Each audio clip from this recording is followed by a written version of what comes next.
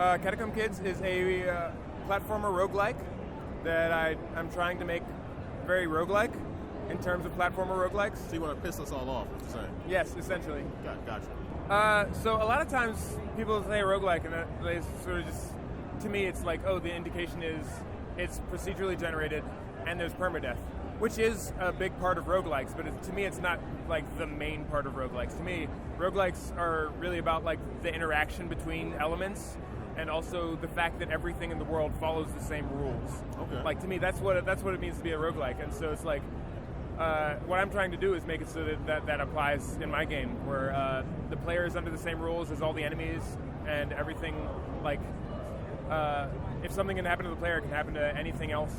And the world is, like, a lot of the items in the world are physics driven, so like you can knock things over and it causes weird chain reactions and all that kind of stuff. A lot of emergent gameplay. So the enemies can climb ladders, go through doors, escape. Exactly. Yeah. Okay. So like, and that happens.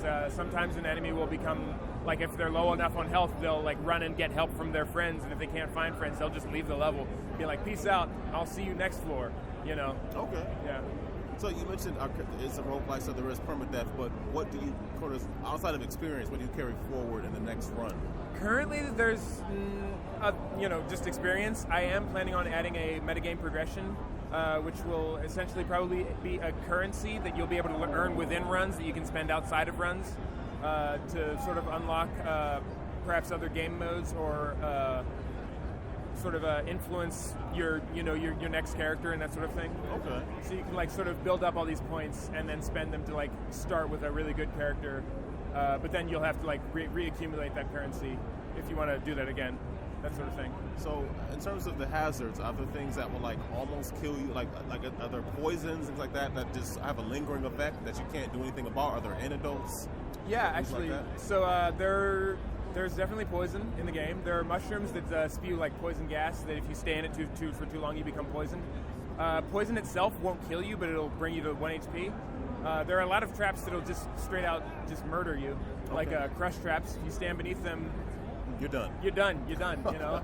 But at the same time, there are a lot of things you can do to mitigate the dangers. So, for instance, there is if you level up defense, you can get an ability called Extra Tough, which makes it so that nothing can kill you as long as you're above 75% HP. Okay. So even those crush traps, it'll like come down on you once, bounce off your head, leave you at 1 HP, and leave you like half a second to move out the way before it kills you.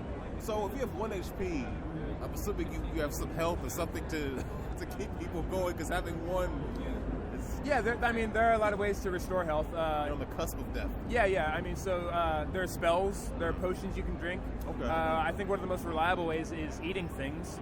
So the game has a sort of food system where you can eat essentially anything you can kill, even if it used to be sentient, or, you know... That's very, I guess, fair. Yeah, like in co-op, if the person you're playing with dies, you can eat them. Okay. But like I said, that's to me, like, you know, part of roguelikes is everything follows the same rules. Yeah, if you can eat, like, you know, a piece of chicken, why can't you eat the bat you just killed? Or if you can eat a bat you just killed, why can't you eat this grumble you just killed? You know, that sort of thing. Or the person who you were on the adventure with. Right, exactly. You know. I don't know. Maybe they want it that way. Right, You yeah. never know. You can't ask them because they're dead. Yeah, exactly. So what are the consequences for that, for eating a bat wing versus, like, your friend? There's not really any kind of moral ramification, but it does have sort of mechanical ramifications where, like, if you eat certain things, they'll have, there's sort of like a meal system where if you eat certain things in a certain order, it'll give you benefits. So, for instance, eating nothing but green slime will give you, like, an extra boost of health. Okay. Or like eating nothing but grumbles, which is kind of the goblin type enemy. If you eat nothing but them, then you become bloodthirsty, which means you can't gain health from anything except eating other. You know, so it's like it kind of like reduces your healing potential in other ways, but then it like makes it so that you can, you know, it kind of adds complexity to the situation. And the game is 2 players. Yeah, there is a co-op mode. Okay. There's also a versus mode, but I don't have that in the PAX build because people would just be complaining about how unbalanced it is, and I don't really care about that one. I like.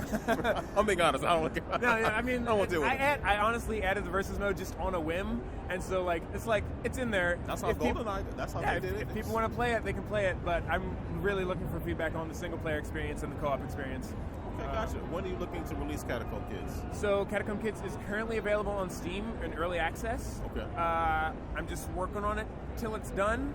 I do have some dates in mind for like when I would want to have that be, but I've given dates before and they've all been wrong. So we all have. Yeah. So I'm just working on it till it's done. It's letting me work on it, as full time for the time being, and so I'm just trying to make it as good a game as I possibly can. Okay, looks like fun. Thank you for your time, sir. Thank you.